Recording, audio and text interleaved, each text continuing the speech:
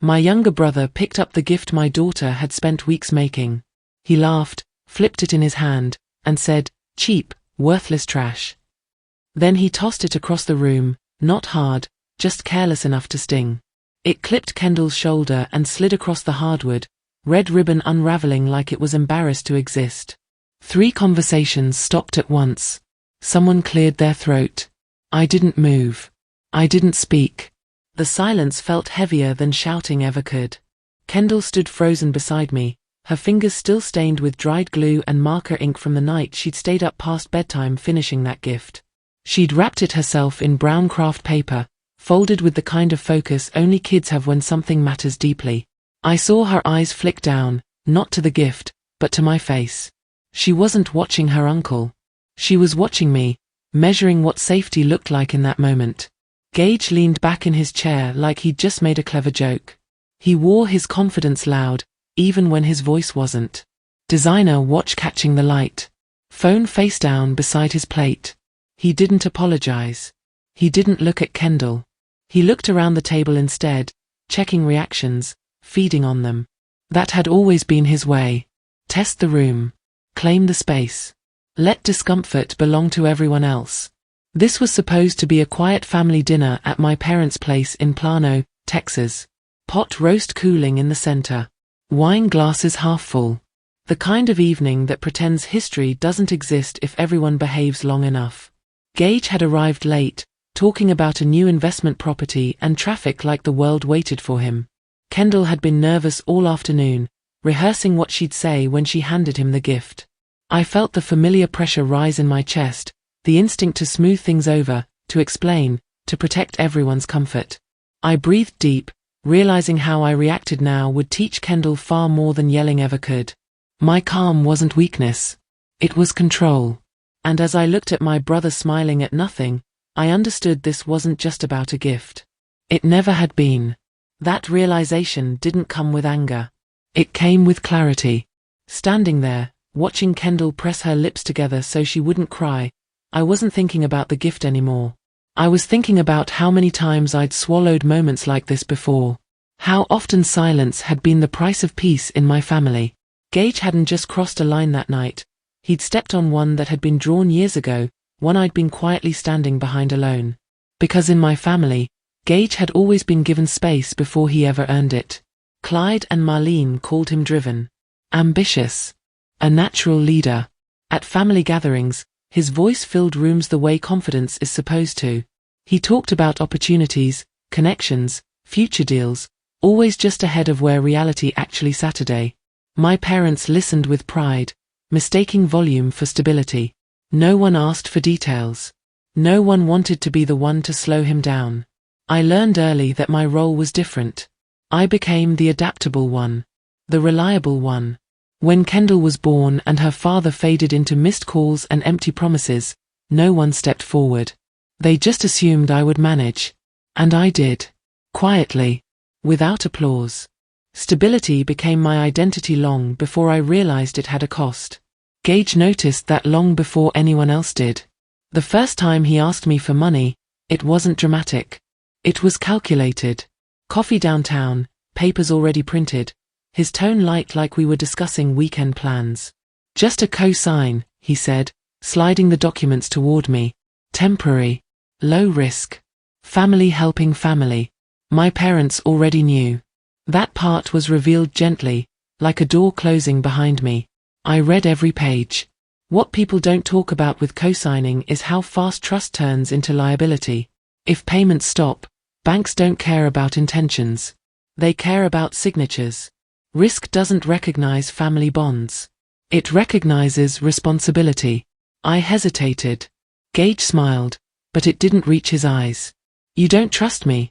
He asked, just loud enough. My mother went quiet. My father adjusted his glasses. Silence did the rest. I said no anyway. Calmly. Respectfully. The room cooled, and no one addressed it directly. That was how tension lived in our family, unspoken, but permanent. After that, Gage stopped asking. He started keeping score. Little comments replaced conversations. Jokes about how some people were afraid of growth. about how loyalty looked different when money was involved. My parents echoed his disappointment without confronting him. I noticed. I always did. Kendall noticed too. She learned when to smile and when to disappear. She learned restraint by watching me practice it daily. By the time that dinner happened, by the time the gift lay broken on the floor, this was never about money. It was about control. And Gage believed he still had it. Control doesn't always arrive loudly. Sometimes it slips in quietly, wearing familiarity, wearing family. After that night, nothing was said out loud. That was the part that unsettled me the most. No apology. No explanation. Just a sudden shift in how Gage interacted with us. His messages became shorter. His tone, sharper. And Kendall, who used to be invisible to him, suddenly became a tool. It started small. Invitations that came late. Plans that changed without warning. Group texts where decisions had already been made before I was included. Gage never raised his voice. He didn't have to. He had learned long ago that pressure works better when it feels reasonable. One afternoon, Kendall showed me her phone. Uncle Gage said I shouldn't bring handmade stuff next time, she said quietly, scrolling. He said some people don't understand effort. I felt something tighten in my chest, but I didn't let it show. Instead, I sat beside her on the couch, the afternoon light catching the glue stains still on her fingers. She had spent weeks on that gift. Cutting, repainting, starting over when it didn't look right. To her, it wasn't craft time. It was love. To Gage, it was leverage. That's when I realized this wasn't about money anymore. It was about humiliation disguised as hierarchy. About reminding us where we stood without ever having to say it directly. If I reacted emotionally, I would look unstable. If I stayed quiet, he would push further. So I did something different. I stopped explaining. When Gage sent messages asking for help framed as responsibility, I responded with one sentence. Polite. Neutral. No justification. No emotional padding. Just no. Each time, his replies came faster. Colder. As if my restraint confused him. He escalated in ways only someone obsessed with control would. Suddenly, there were rules. Expectations. Comments about how Kendall should behave around successful adults. Jokes that landed just softly enough to be brushed off, but sharp enough to cut. I watched him closely. His eyes flicked to others when he spoke, checking reactions. Measuring power. Kids learn from adults, whether we intend to teach them or not. And I knew if I let him humiliate us without resistance, Kendall would absorb the message that cruelty was authority and silence was survival. I wouldn't teach her that. So I began setting boundaries without announcing them. No more last-minute favors. No more emotional access. No defending myself in rooms where respect was already decided. Each no was calm. Unemotional. And each one unsettled him more than anger ever could. Gage thought escalation would break me. What he didn't realize was that every move he made was teaching me exactly how he operated. And I was paying attention. I didn't respond to my brother that night. Not because I didn't feel the urge to, but because I could still see Kendall's face in my mind, the way her shoulders had stiffened, the way she'd gone quiet too fast, like a child learning a lesson she never asked for. The drive home felt longer than usual. Streetlights slid across the windshield in slow intervals, and Kendall sat in the back seat holding the broken corner of the gift she'd made. She hadn't cried. That scared me more than tears would have. Kids cry when they expect comfort. Silence means they're processing something alone. When we walked into our apartment, she placed her shoes neatly by the door, the way I taught her, then asked in a small voice if she could fix the gift later. Not if her uncle was wrong. Not why he said that. Just whether it was worth fixing. That question landed heavier than anything he'd thrown across the room. I went into the kitchen and stood there for a moment, hands on the counter, breathing slowly. Every instinct told me to storm back, to demand an apology, to make noise. But I didn't. I remembered something I learned the hard way years ago. Reactions feel powerful, but they often give control away. Instead, I knelt in front of Kendall and told her she hadn't done anything wrong. I told her effort has value even when people don't know how to recognize it. I didn't mention her uncle. I didn't explain adults or entitlement or cruelty. She didn't need a lecture. She needed safety. That night, after she fell asleep, I replayed the moment in my head. The laugh, the casual way he dismissed her work, the way everyone else froze instead of stepping in. This wasn't a misunderstanding. It wasn't stress. It was a pattern finally exposed in front of my child. I opened my notes app and wrote down exactly what happened. The words were plain. No emotion. Just facts. Time. Place. Witnesses. I didn't know yet what I'd need it for. I only knew I wouldn't rely on memory alone anymore. Calm isn't passive. It's preparation. And that was the night I chose it, not for him, but for her. The quiet I chose that night didn't end the situation. It sharpened it. When people like my brother realize you won't react emotionally, they switch tactics. Control looks for another door. A week later, my phone buzzed while I was packing Kendall's lunch. It was a message from my mother, framed like concern but written like an invoice. They were short this month. Gage had suggested I handle a few automatic payments since I was good with systems. The phrasing was familiar. Help disguised as expectation. Responsibility offered without consent. I didn't answer right away. I finished cutting apples into neat slices, sealed Kendall's lunchbox, and walked her to the bus stop. Only after she waved goodbye did I open my banking app. Numbers don't raise their voices. They don't guilt you. They either add up or they don't. That afternoon, I sat across from Lane Foster at the local branch, the same bank I'd used for years. He spoke calmly, professionally, explaining terms my brother never bothered to clarify when money came up at family dinners. Collateral. Exposure. Auto-pay risk. What happens when generosity turns into obligation without limits? I nodded, asked questions, took notes. No drama. Just information.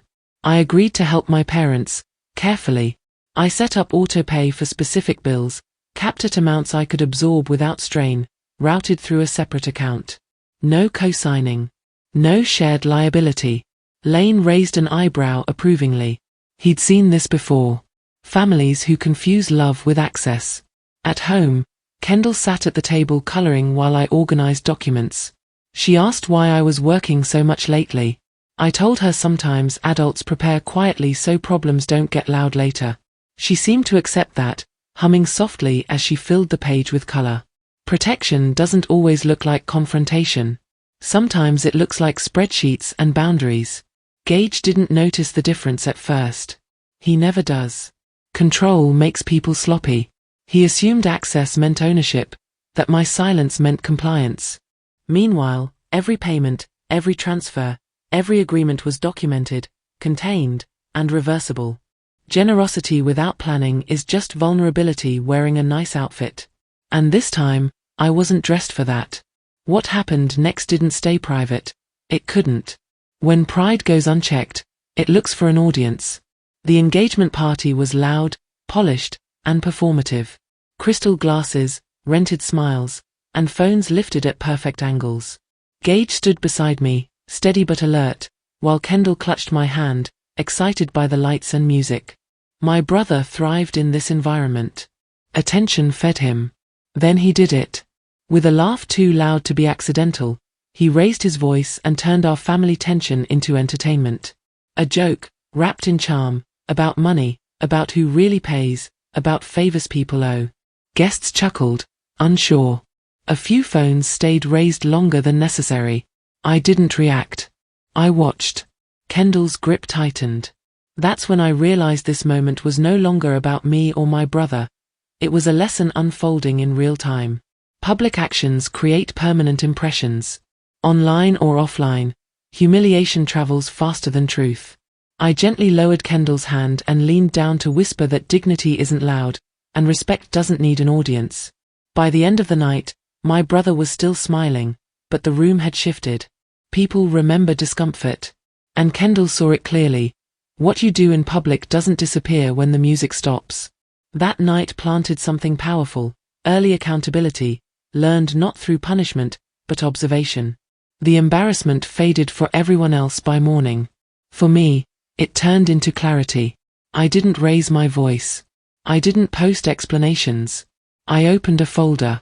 Gage sat beside me at the dining table while Kendall colored quietly, unaware that lines were being drawn, not in anger, but in ink. I called Lane Foster first. Calm questions. Clear timelines. What options existed, what deadlines mattered, and what the law actually allowed, not what people assumed it did. That was the moment I reclaimed control. Repossession isn't revenge. It's procedure. When payments are missed and notices are ignored, consequences follow a legal sequence. Lane confirmed every step had already been documented. Nothing rushed. Nothing hidden. Clean, compliant, final. When the repo team arrived, Kendall was inside with Gage. I didn't want him learning conflict through chaos. Boundaries don't have to be dramatic to be firm. I signed once. That was it. Understanding the law kept emotion from contaminating the process. I wasn't taking something away, I was enforcing an agreement that had been broken. And that distinction mattered, especially for Kendall. Later that night, I told him gently that love doesn't mean unlimited access, and helping someone doesn't require self-destruction. Rights exist to protect families who choose responsibility over guilt. That was the day my brother lost leverage. And the day my son learned that calm boundaries are stronger than loud threats. The silence didn't sit well with him. When people lose control, they often mistake noise for power. My brother did exactly that.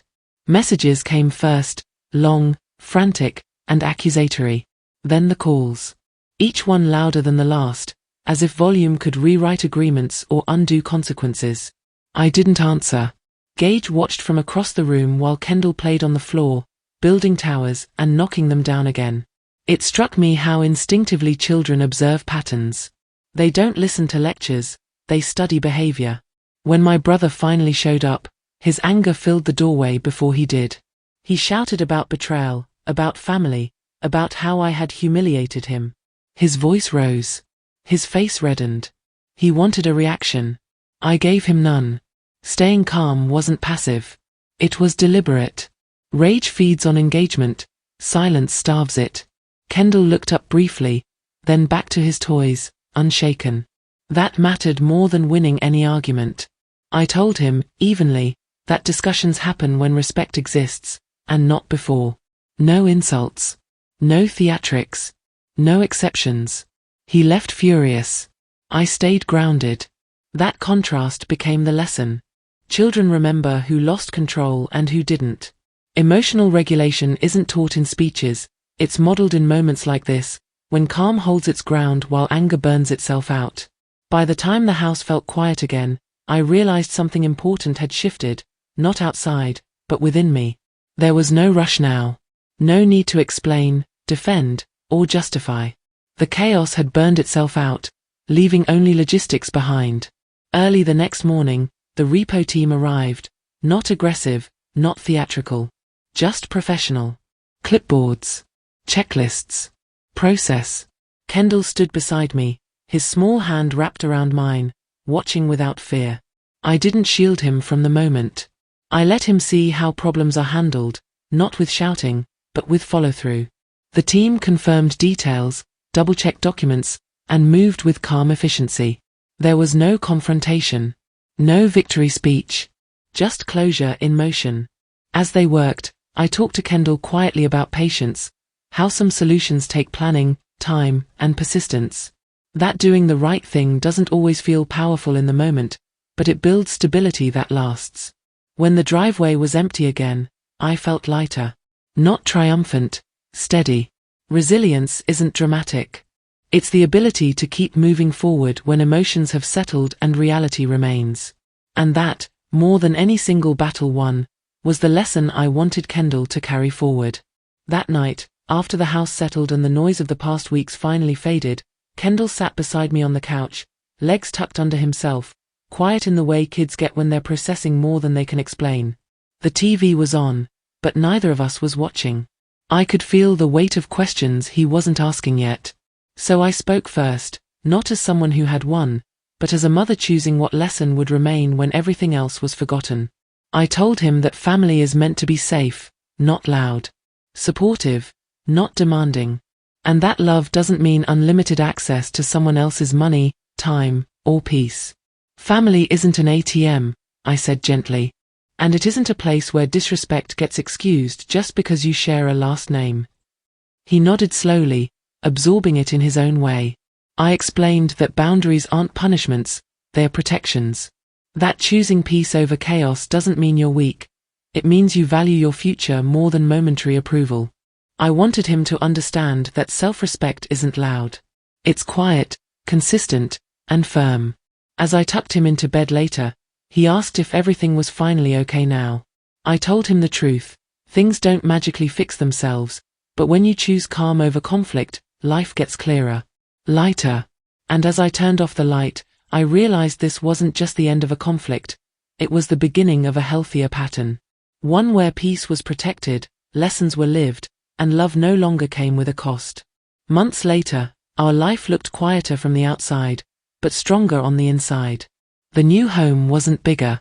It didn't have flashy upgrades or impress anyone on social media. But it had something our old place never truly had: peace. Real peace. The kind that lets you sleep without replaying conversations in your head.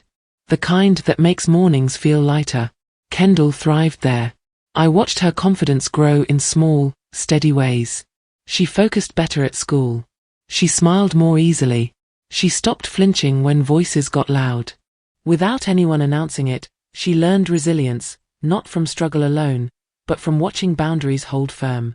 She learned that hard work builds stability. That kindness doesn't require self-sacrifice. And that walking away from chaos is sometimes the bravest decision a person can make. As for me, I changed too. I stopped explaining myself to people committed to misunderstanding me. I stopped negotiating my peace. I learned that protecting mental well-being is just as important as protecting assets, credit scores, or savings accounts. Maybe more. Family ties didn't disappear, but entitlement lost its grip. And here's what stays with me most: I never raised my voice. I never demanded an apology. I never needed revenge. The outcome spoke louder than anything I could have said. Sometimes the strongest ending isn't confrontation. It's distance. It's dignity. It's choosing a future that no longer needs permission from the past. And that lesson, quiet, firm, and lasting, is the one I hope Kendall carries for life.